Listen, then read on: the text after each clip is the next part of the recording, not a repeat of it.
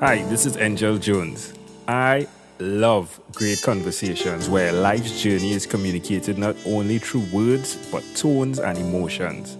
Explosive expressions that allow you to feel what they felt and learned.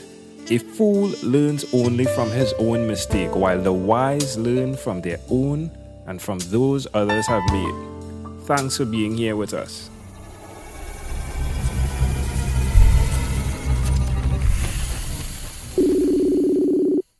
Good day, Nathalie, Duporteau. How are you going on this wonderful, beautiful day? It is such a beautiful, beautiful day. I'm here in Mexico, and it is amazing. It's bright sunshine, and there's a breeze. You're not too far from me. I'm right in Trinidad. I'm probably... Oh, nice. Yeah, you're not too far. Same water, right? Same Caribbean water.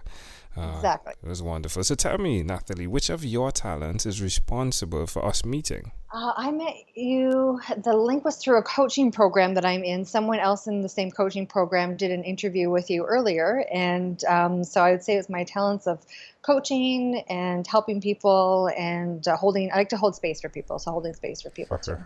So who did you learn the skills of coaching? And let's deal with what type of coaching first that you offer. I offer life coaching. I'm a medium and an Akashic record reader, which is a soul reader. So my life coaching is a bit more on the, I'd say new agey side, because what I do, I work with people in their soul records and I facilitate conversations between their masters, teachers, and loved ones and themselves, which helps them move their life forward. So it's a little bit different than your traditional type of life coaching, but I don't want to do just typical readings either. So I'm blending the life coaching with the intuitive and more soul readings, basically. So who did you learn this skill from? I learned it from a woman named Linda Howe, who teaches how to read the Akashic Records. And I also had another wonderful teacher named Claudette Godin, who I did years of mediumship study with also. Why will you continue to repeat this skill? Oh, because I love it. There's nothing quite like sitting in the light of somebody's soul and getting to know them on that level and seeing their soul energy. It's not like any other type of meeting with a person, or and it's beautiful. And it shifts people's lives and moves them forward. So I'll definitely continue to keep repeating it as much as I can. So share with me now then one other thing that you've done consistently over the past 3 years. One of the things I've started to do over the last 3 years is take naps. People don't rest enough in North America. Everyone's like on the go and like in such a rush. And I find like for me, naps is self-care, and I'm a night owl. So I stay up late and then I usually get up fairly early or relatively early for a night owl. So I just started taking naps, and it's something my grandfather used to do. And I started doing again. And I know it sounds a lot of people think it's silly, but naps help me be a lot more productive in life.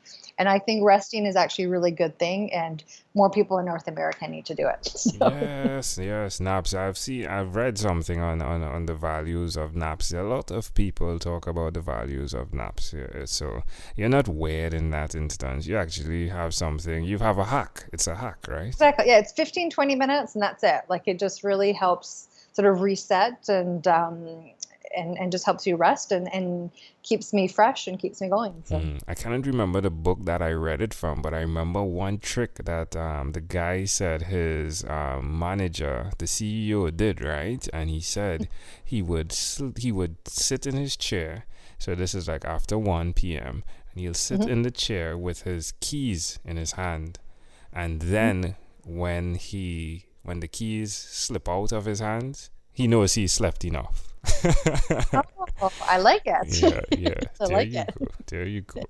So, all right. So, how does it make you feel knowing that you've been taking these naps? How does it make you feel? Oh, it makes me feel good. It makes me feel like to me, it's self-care. It's taking care of myself. It allows me to get more done. It allows me to rest. I kind of have like two parts of my day. So I have like the morning part, and then I have the after the nap part. So it's nice just to, it's like a reset of the day, basically. So it's Wonderful.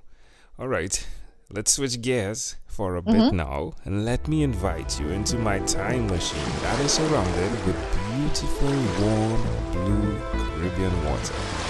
Nathalie, what is your earliest childhood memory? Earliest childhood memory?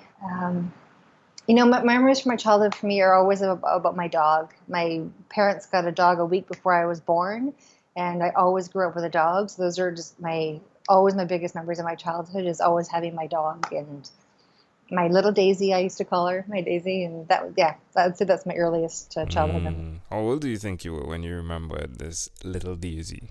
Oh, probably I think 3 would probably be my earliest memory, 3 or 4. So. Why do you think this memory is so clear?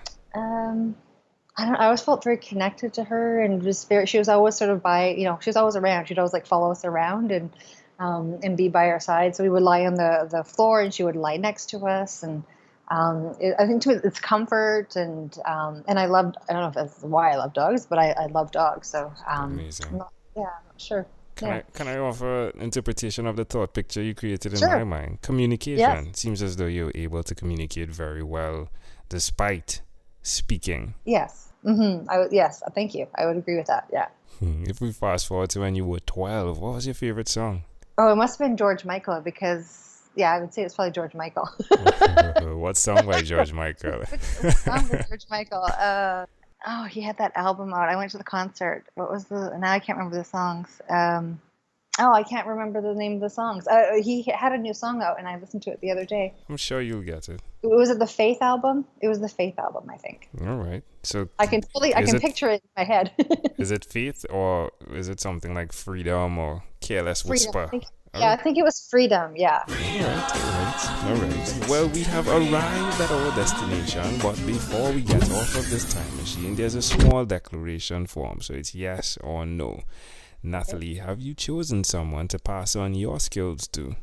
Yes, I'm teaching Akashic record reading, so I choose them and they choose me.